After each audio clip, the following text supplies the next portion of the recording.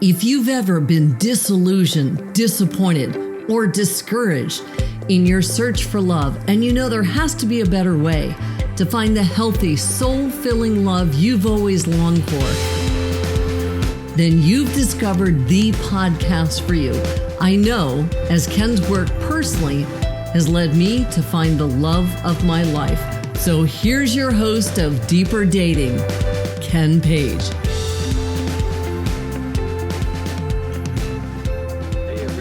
Welcome to the Deeper Dating Podcast. I'm Ken Page, and I'm your host. I'm a psychotherapist. I'm the author of the best-selling book, Deeper Dating, How to Drop the Games of Seduction and Discover the Power of Intimacy, the founder of the Deeper Dating Intensive, and someone who's really glad to be here, a student of intimacy myself, my whole life. So in this episode, we're going to talk about something that plagues a lot of people, and I know has plagued me, which is this feeling of claustrophobia when it just seems like there's too much closeness or too much closeness too quickly in an intimate relationship. So we're going to dive into that in a minute, but I just want to say that if you want to learn more about the deeper dating approach to deeper intimacy and self-love, just go to deeperdatingpodcast.com, and there are scads of free episodes. There's transcripts of every episode. And if you join my mailing list, you can get some wonderful gifts, an audio meditation, a beautiful ebook, and a personal journal to help you in your journey. And that's all available for free at deeperdatingpodcast.com. And let me just say that if you like this work and you're interested in it and you want to subscribe and leave a review, I would love that too. But okay, I'm going to jump in now because this is a topic that's really close to my heart. And I have been in so many groups where I've asked people if they experience this, and so many people have. And it's this experience of claustrophobia, like I can't breathe. I need to get out of here. I need space. When closeness all of a sudden becomes too much. And obviously, claustrophobia or a sense of suffocation or needing to get away means that we need more space. That's pretty clear. What's not so clear, and the bigger issue, is the honoring of our need for space. Because I think culturally, we are kind of taught that when you need too much space, when you need a break, when you need to pull back, that's a sign that you're afraid of intimacy, you're not strong enough for intimacy, you're not loving enough for intimacy. And really, the truth of the matter is that intimacy is a profound force of nature. And that act of rocking back and forth, of moving into closeness and then coming back so we can find ourselves and reclaim ourselves, and then going forward again, this kind of rocking motion is really a hallmark of deep intimacy. But our culture tells us we can't have it. Here's another place we can't have it: in sex. Because, like, if you think about kind of how sex is portrayed, it is this fierce, slam bang, head on, kind of intense, a friend of mine calls it collision sex. That's one kind of sex. And another is like this deep and extended, beautiful intimacy that doesn't include the fact that sometimes we pull back, we close our eyes, we go into ourselves, we find ourselves, we slow down, we change the pacing. These are all things that kind of are not allowed, and we're taught that they're kind of fear of intimacy. But what happens is that when our innate need for space, for privacy, and for distance, or even just like we get triggered around things that feel traumatic or vulnerable or intense, when we get the message that we're not supposed to feel those things, that means that we're not up for intimacy, we feel ashamed. We don't know how to protect ourselves. We don't know how to ask for space. And what do we do then? We shut down and we build walls. Walls are built when our psyche doesn't think that we can protect ourselves sufficiently enough. And then we feel really shut down. And then we feel really screwed up, like I just can't love. And so many of us have experienced this. And I think that this is one of the absolute greatest saboteurs of love, is this belief that the need for space is a kind of fear of intimacy and a pathology instead of a normal inherent part of the experience. So, I got a lot to say about this, and I just want to say, like, there's the experience of what do you do when all of a sudden you feel a need for space, and maybe you don't experience it directly as, this kind of healthy, oh, I need some space. I need to go for a walk. I need us to slow down a little bit. I need to call a friend. I need to be alone. I need to go meditate. Maybe we don't experience it that way. Instead, we experience irritation.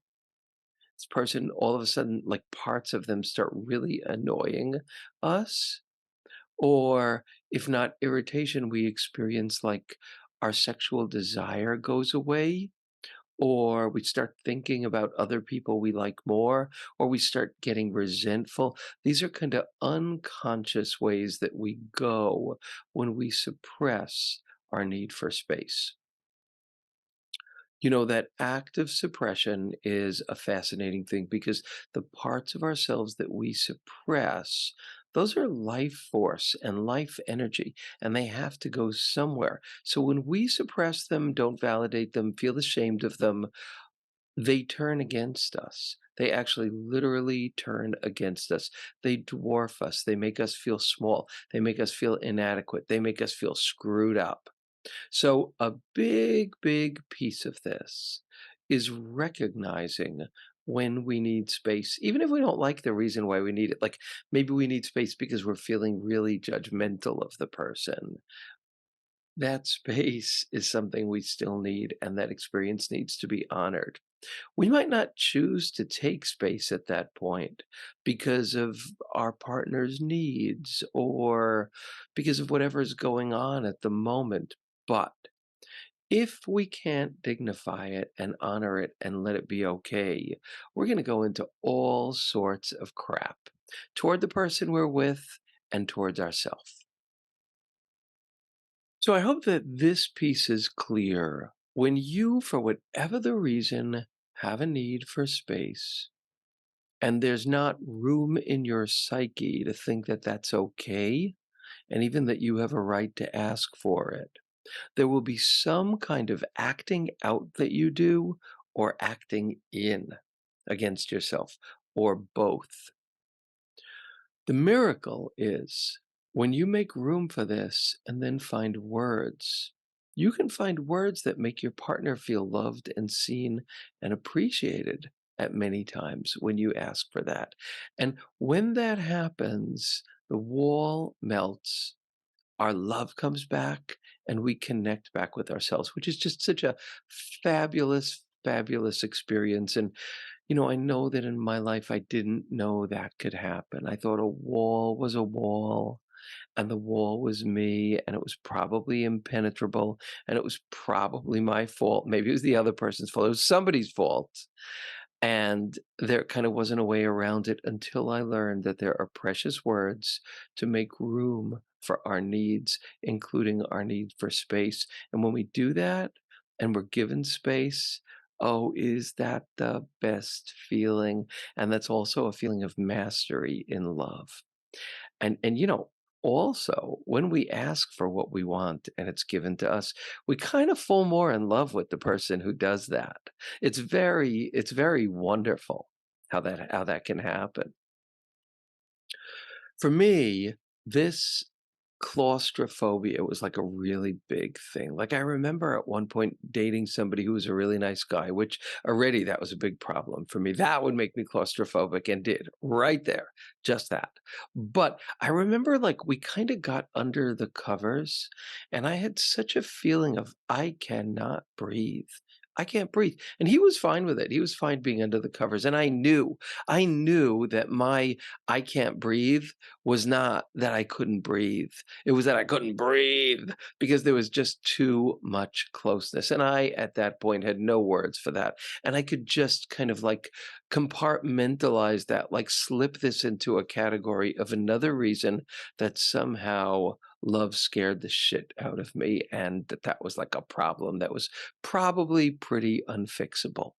Over time, I learned this amazing, amazing lesson that I could ask for space, that I needed a lot of space, that often because of my fear, I needed distance. And when I found the right degree of distance and space, and I was with someone who gave that to me, it was like a sense of liberation. My heart could open up again. I remember I spent all this time in therapy, kind of torturing my therapist because I was like, "You feel too close now." So I would move back. And then it would often feel like, "Oh, you feel too far away. I feel kind of rejected. I feel distant, or I don't feel close enough. I want to move closer." And she was fabulous. She let me really experiment with this, but it was a metaphor. It was a metaphor for trusting where the degree of space that I needed. And I want to say to all of you, do you relate to this in any way? Like, do you relate to this experience of not enough space? This experience of shutting down, this experience of telling yourself that there's something wrong with you because you shut down. And I'm just going to give like a few different examples of this. This is a huge one. This is one I've seen in my practice a lot. So, and this is like a real, like urban kind of thing a lot. Like, so let's say there's two people that live in New York City and they're getting closer and closer. They're in love. They even feel like they're really moving toward commitment. Maybe they're really committed already. And one person's lease runs out. And they're like, well, what are you going to do? Take another year's lease? That's crazy. We love each other. Let's do it. And the other person says, you move in with me. This is something I've seen again and again. If the couple is not at this organic phase where, if the lease was completely not an issue, they'd be ready and they do it anyway, there's probably going to be some backlash where the person whose place it is feels a little bit resentful or claustrophobic. And the person who's moving in might feel kind of alienated or disenfranchised or not quite at home. And here's another example of that same kind of strange thing. Okay, so two people are dating long distance. They're pretty far away. Let me say they've never met before. They met online. They're like in different states, or they're really far away. It's difficult to see each other. They've been speaking, let's say, for a month. They really, really like each other. They're very excited. It feels like a great, great relationship, and they decide that they're going to have a date. So how are they going to do that? Maybe they'll meet in the middle and stay in a hotel, or maybe one person will go to the other person's house and they'll be together, let's say Friday through Monday. And I can't tell you as a therapist how many times I've seen people do this, and not only as a therapist, but a person with friends. And I've actually done it myself too. So all makes sense. It's very far away. We like each other. We totally are adult enough that if we need space, we'll take space. But again and again, I have seen this happen. It's too much. It's not too much for the conscious mind, but it's too much for the psyche, that kind of closeness all at once. And it doesn't give the new relationship the best chance. In fact, it often makes it much harder for the relationship to grow because that exquisite blend of space and connection and distance and space and connection is like the recipe for the cultivation of those beautiful tendrils of intimacy and deeper bonding. I guess what I'm saying in a way is we need more space than we tell ourselves we really need. And that bites us in the butt again and again. And this is particularly true for highly sensitive people. So, what do we do about this? What do we do when it's us who's feeling that way? What do we do when it's our partner who seems to be feeling that way? Well, when it's us, we start noticing the telltale signs: judgmentalness, irritation. The person comes to see you and they don't hang up their coat right, and you're really, really annoyed. That means you're probably feeling a little, whatever that spasm is of discomfort, that the closeness feels like a little bit of invasion. It feels like too much. So, what do you do about that? What do you do about that? Well, in a case like that, you might tell the person, not right then, and in a really gracious way, how you like coats to be hung up. Or maybe you don't say anything, but maybe you say something. Or you're with someone and you're feeling intimate, and all of a sudden you just feel like you need some space. Or Jane Ann Garofalo, like, she said once, she said, "Did you ever have the experience where you're having sex with someone and in the middle of it you want to punch them in the face and say, 'Stop fucking me'?" That's that experience where the sex that she was having was not giving her enough space. And so there's this kind of primitive reaction to try to get more space. So, it can happen in sex. It can happen in many different ways. It may mean that you just are very clear that you need a little bit of space, but you don't know how to ask. It may mean that you're being physically really close, and you literally physically need more distance. You might need to move from deep kissing to holding hands. Whatever it is, it needs to be normalized. And the more you develop a language first inside yourself, you find the words for what it is you're needing, what it is you're wanting. Because remember, you may not feel, oh, I need space. You may feel irritated, claustrophobic, like I can't breathe. Doesn't matter. Whatever it is, you think, what would help me now? What do I need? You try not to succumb to the instinctual tendency to judge yourself, judge the other person. But you think, if I was going to find the words for what I'd like right now, even if it feels radical, even if it feels weird, even if it feels they'll think I'm afraid of intimacy, or I don't like them, we got to find the words.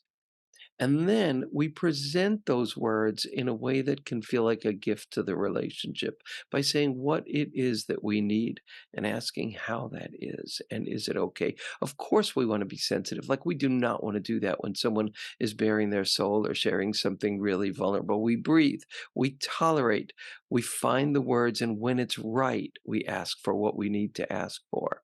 The key skill here is the allowance of what it is we need. I remember I did the most incredible workshop once where I had to be the most frightened of intimacy part of me, and all these people surrounded me, and I had to give them instructions about what I needed from them. And it wasn't like to have them all disappear. They had to honor the exquisite need for space, the rawness that I felt at the moment. So think about that. Think about a situation that now, when you think of it this way, is actually a time that you needed more space and didn't know how to ask for it.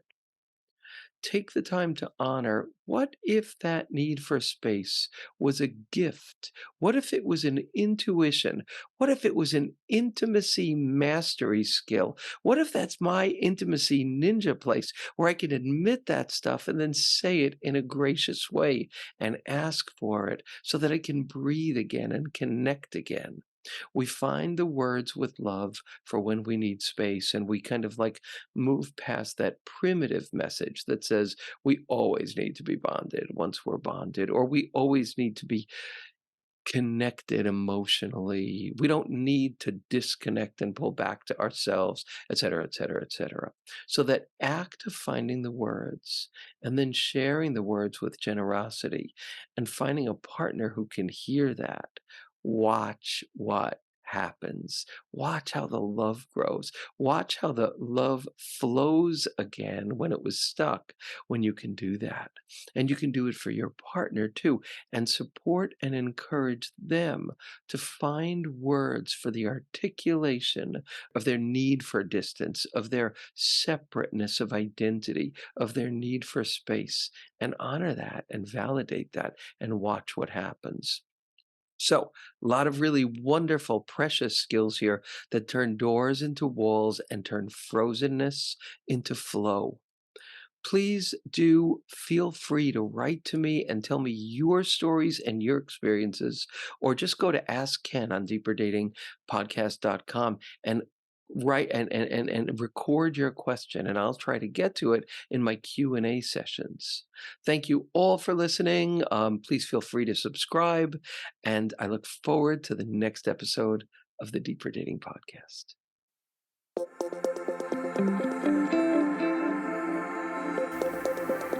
And that's it for today's episode of Deeper Dating. Be sure to go to deeperdatingpodcast.com, as Ken has a few more gifts for you. Then join us on the next episode.